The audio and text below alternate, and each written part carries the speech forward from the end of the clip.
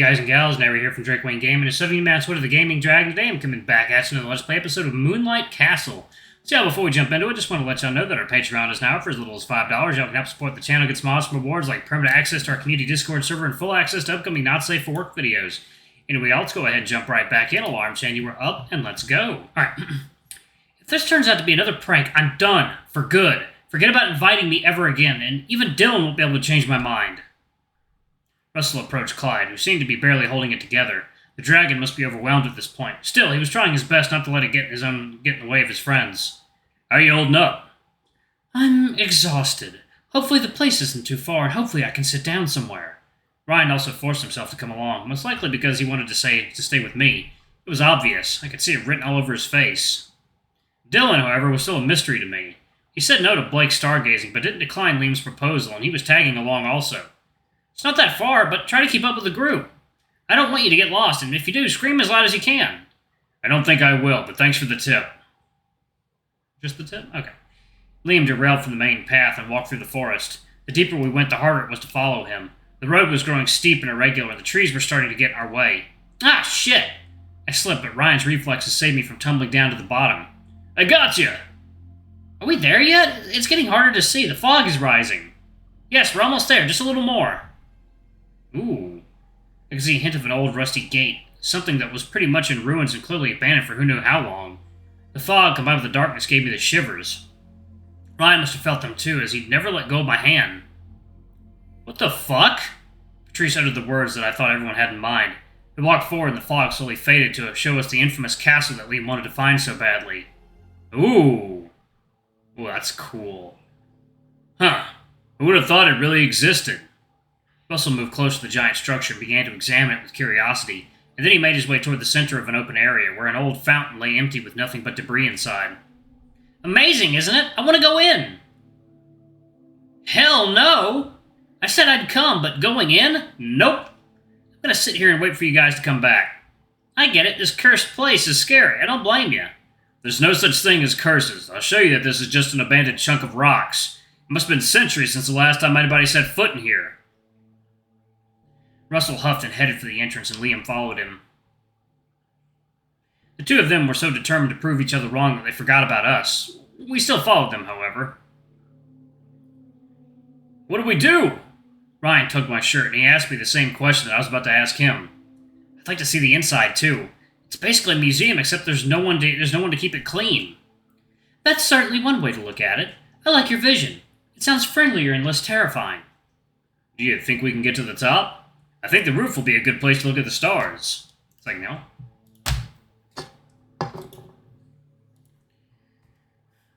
I don't recommend climbing too high. Things here look unstable and they might collapse under your weight. Though if you or Liam brought proper equipment, we could try giving it a shot. I guess everyone wants to go in then. You don't have to come. You can wait here with Patrice. Well, I'd rather be around you to make sure that everything is fine. He didn't really clarify what he wanted to keep an eye out for exactly. Though I had a feeling that it might have something to do with Dylan. The crocodile had quietly joined Liam and Russell earlier, and it seemed that Ryan didn't want to leave me alone with the reptile. Alright, let's catch up with them before it's too late.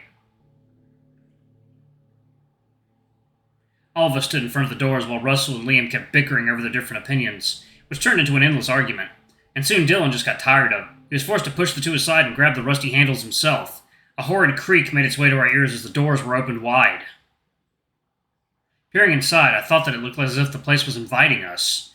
As we began to walk through the door frame, the shivers crept up to my spine and moved up and down, all over the court as if it was their playground.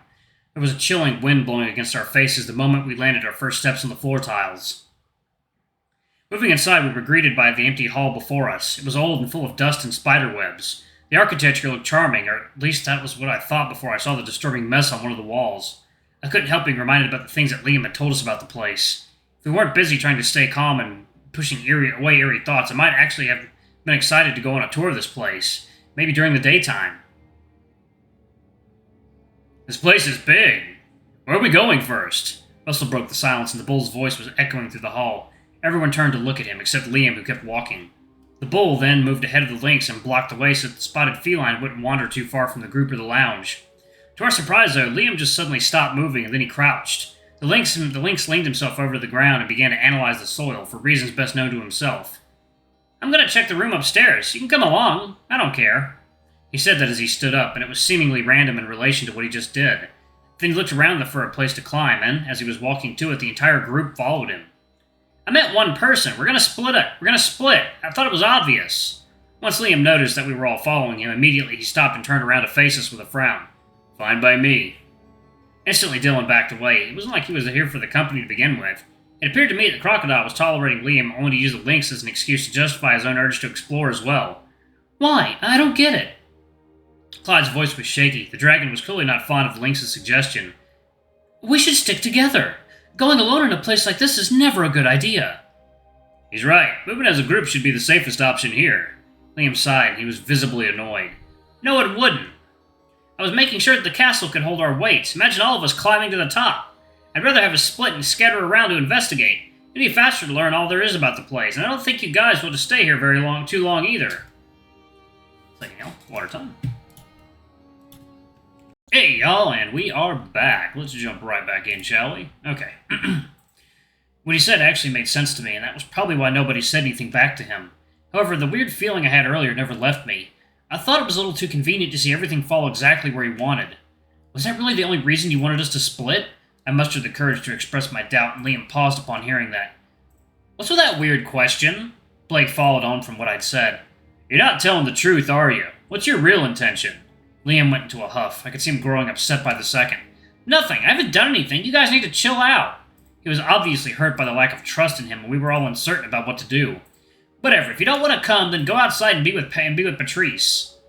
Liam headed for the stairs. It was clear that he wanted to go away from us and resume his exploration. We do want to join you. If you were to be honest with us, maybe we'd trust you more. The bull opened up and tried to make himself a bridge that would connect us to Liam. How? Tell me I'm supposed to do that. You guys don't listen to a word I say, and when I do say something, I'm met with humiliating remarks. People laughing and calling me insane. I mean, Liam, you don't exactly do yourself any favors by constantly playing pranks on people, so, you know. We knew that he was going to say that. I wanted to defend him, and I was guilty for not doing so. However, pointing fingers was useless in this situation, and deep down, I kind of agreed with them. Liam's eyes landed on Clyde as the lynx continued to speak. Do you remember what I told you about that guy earlier today, Clyde? Clyde was silent, and so was everyone else. It wasn't only him, but it's you people, too. You guys think you're above consequences. People, every one of them, take, and take, but never give. You think that I didn't see how everyone was looking at me, Clyde? Ryan stepped between them, glaring daggers at the lynx. You don't have the right to say any of that just because you haven't acted like a bully today. You deserved all of it. Trust has to be reciprocated, and you've lost mine long ago. You're right, Ryan, and I'm not asking you to forgive me. I'm asking you to do what I say or leave. Away with Patrice, then. Are you coming with me, Joel? This question made me conflicted. I wanted to stay and solve the situation, but I also didn't want Ryan to leave. Then my thoughts were interrupted by a loud thunder and a lightning that struck somewhere nearby. As the rain hit the roof, it shook the whole castle. That's weird. Quite a heavy one, too. I checked the weather before we left, and it wasn't supposed to rain tonight. Well, the forecast can be wrong sometimes. The doors opened once more, and barging in was the tiger, who barely managed to flee from the rain. God damn it, I didn't want to be here! Ryan sighed. The bear probably had a similar feeling. Are you really going to go alone? Blake asked Liam one more time, hanging on to whatever kindness he'd left him in. Why do you care? I thought you didn't trust me. Doesn't matter. Going alone isn't safe. Well, here I am, still waiting. You want to come along? The wolf rolled his eyes. It appeared he didn't plan to follow the lynx. I don't care. I don't care if none of you come. But let me remind all of you that everyone here has agreed to give me another chance. As the lynx finished saying that, he moved away. I thought that maybe Clyde would say something. However, the dragon had been strangely quiet ever since the bear had interrupted the spotted feline. The dragon was wearing a gloomy expression on his face, and it appeared that he was deeply troubled by the things Liam said. Second, y'all. Water time.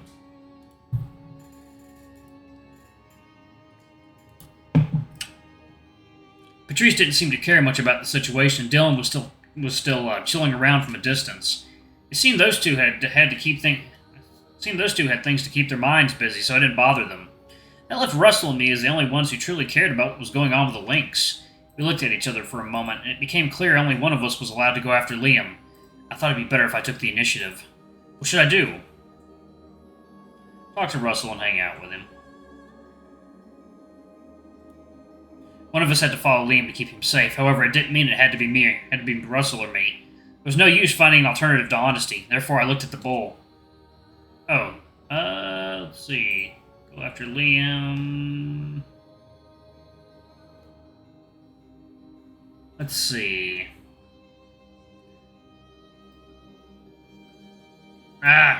Getting some of these people mixed up. Stay with the group. I gave the bull a quick nod. It was obvious that I'd prefer to stay with the group rather than go and team up with someone who probably didn't like me that much. I thought Russell had a better chance at convincing the Lynx to open up more, as the bull had joined the group only recently, and there was nothing Liam could hold against him yet. Everyone else and I regrouped near the entrance. Things were still uncertain, but I assumed everyone was going to just sit here and wait for Liam to return, or maybe they were just stuck here because of the storm outside. I should have brought an umbrella. Ryan sighed as he peeked at the doors to watch the rain. Bear was bored just about as much as everyone else. Fuck it, I'd rather look around than stand here. Dylan grunted and walked away, this time most likely not to somewhere near the hall, and nobody seemed interested in following him. It was the same situation all over again. What should I do? Convince Blake to go after Dylan. I don't think we should let him go alone. Stay a while and listen.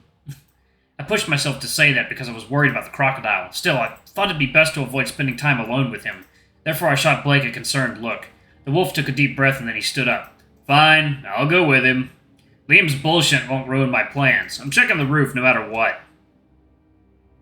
It quickly became silent again as the four of us couldn't come up with anything to say. I checked my phone and decided the lack of service, and noticed the lack of service, which was concerning. Can you guys make phone calls? Promptly, everyone checked their phones and met with the same result I had. Weird, I received a message before entering the castle. Second, y'all, is... reset this timer, water time. Okay.